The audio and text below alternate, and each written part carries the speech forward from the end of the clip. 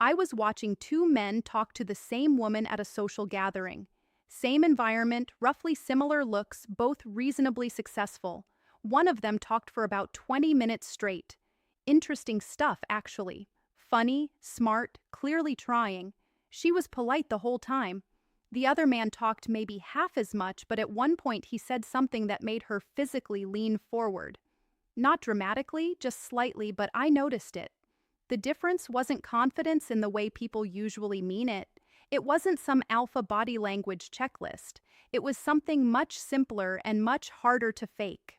The second man communicated like he already knew what he wanted and he already knew what he was looking at. Those two things together create something most men spend years accidentally working against. This is what I want to get into today because I've been studying male-female communication dynamics for a long time now, and the same pattern shows up over and over. Men who struggle with attraction are almost never struggling because of what they think they're struggling with. It's rarely looks, it's rarely money, it's almost always this. They have not learned how to communicate desire and recognition at the same time.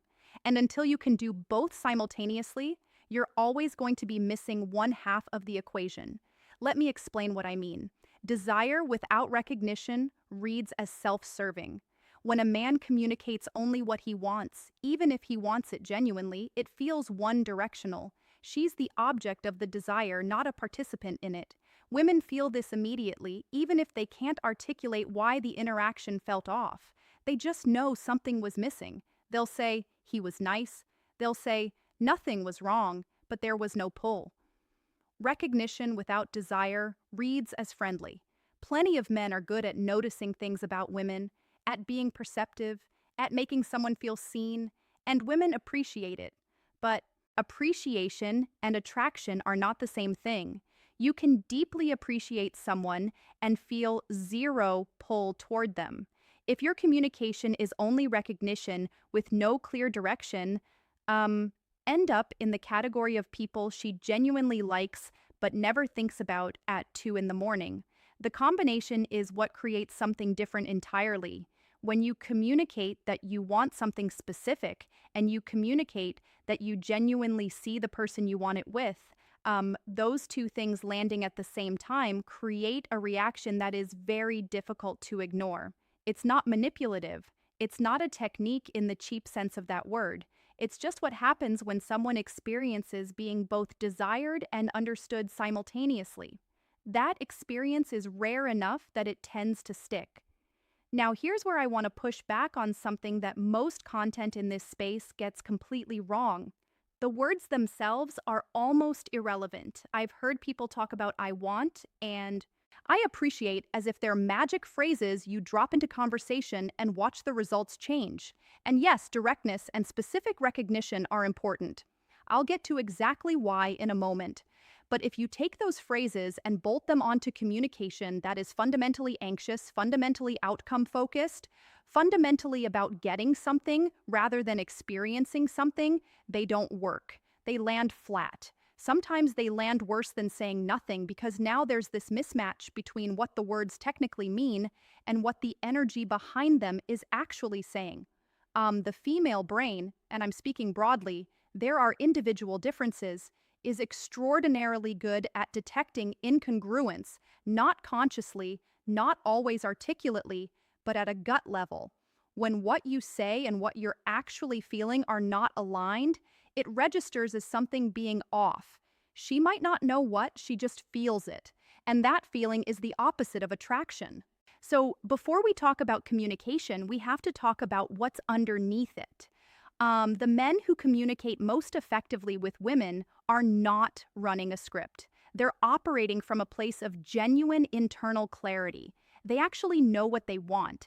They're actually paying attention to the person in front of them rather than managing their own anxiety while pretending to have a conversation. And they're genuinely okay with either outcome, not as a strategy, but because they have enough going on in their own lives that this one interaction doesn't carry the weight of the world.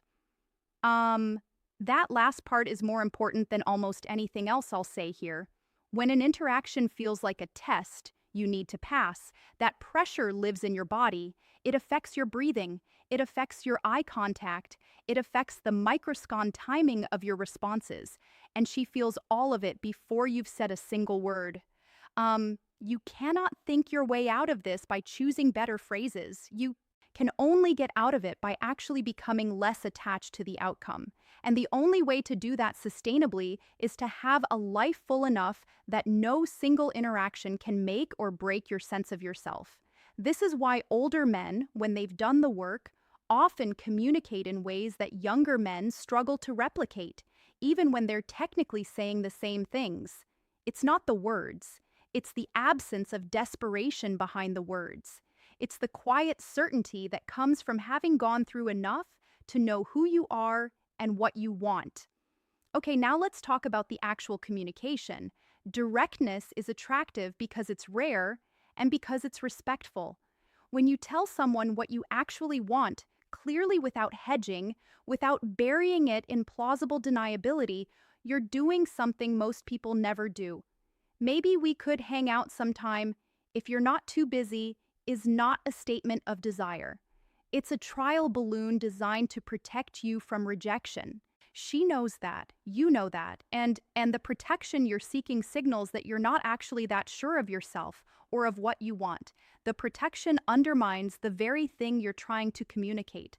I want to take you to dinner on Friday is different not because it's more aggressive, but because it's more honest. You're not hiding behind optionality. You're not making her do the emotional labor of figuring out what you actually mean.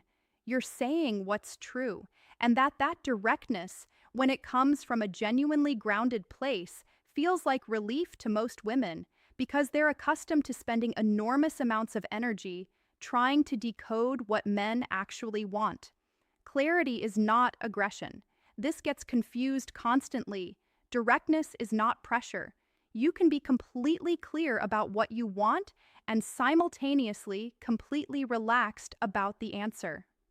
Those things coexist easily once you've separated your sense of self from the outcome of any particular interaction. Now, the other side of this recognition works on a completely different psychological mechanism, and it's worth understanding why being seen is one of the most fundamental human needs. Not complimented, not flattered, actually seen. There's a massive difference. Flattery is about the effect it has on you. You're hoping she'll feel good and respond positively. Genuine recognition is about what you're actually noticing. You're communicating something true about who she is. Women receive compliments constantly. Most of those compliments are about surface things, appearance, how she comes across, how fun she is. Those compliments feel okay in the moment and are forgotten within hours. They don't create attachment because they don't require the other person to actually pay attention. Anyone can say you're beautiful. It requires nothing. Specific recognition requires attention. I appreciate how you hold your position when you disagree with someone. Most people fold. That observation could only come from someone who was actually watching and actually listening. And it points to something she may value about herself. When someone names something you value about yourself and you weren't expecting them to notice it, something happens emotionally that is qualitatively different from receiving a standard compliment. It creates the feeling of being known rather than just appreciated.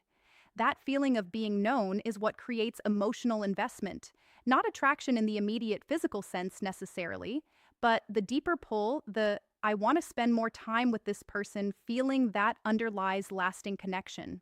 The combination of these two things, I see what I want and I see who you are, when both land authentically and simultaneously create something genuinely unusual in most people's social experience. And unusual experiences get remembered, ordinary ones don't. Now, there's something that quietly destroys all of this that I want to address directly. Most men overtalk when they're nervous. It's almost universal. The silence feels dangerous, so they fill it. They explain their statement after they've made it. They add qualifiers. They circle back to check that it landed. And every word after the right word dilutes the right word. Silence after something meaningful is not awkward. Silence after something meaningful is the sound of the thing you just said landing. When you say something real and then immediately keep talking, you're essentially taking the thing you just gave and pulling it back. You don't trust it to do its work. And that lack of trust in your own words is something she reads. Say the thing, then stop. Let it exist. Let there be a moment. That moment is not empty. It's full of what you just said. And your willingness to sit in it without anxiety is itself communicating something important about who you are. There's also the matter of timing, which almost no one talks about correctly. These kinds of statements, direct desire, specific recognition, don't work when they're randomly inserted into conversation. They work when the emotional conditions are right for them.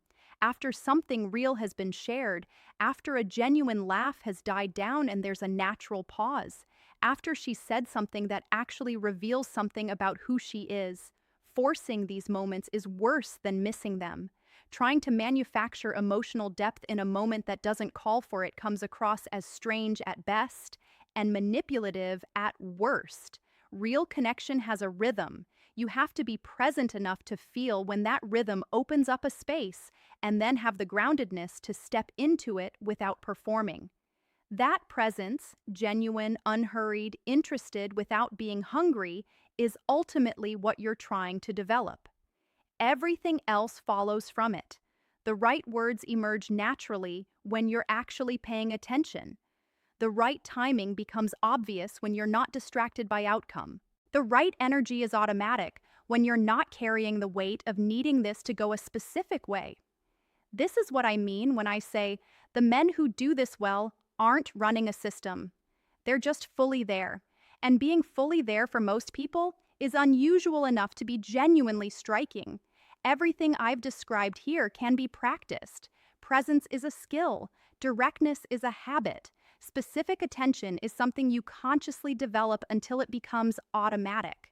But the practice has to be real. You can't drill phrases. You have to actually work on being someone who knows what he wants, who pays genuine attention to people, and who is grounded enough in himself that individual outcomes don't destabilize him. When those three things are in place, the words take care of themselves.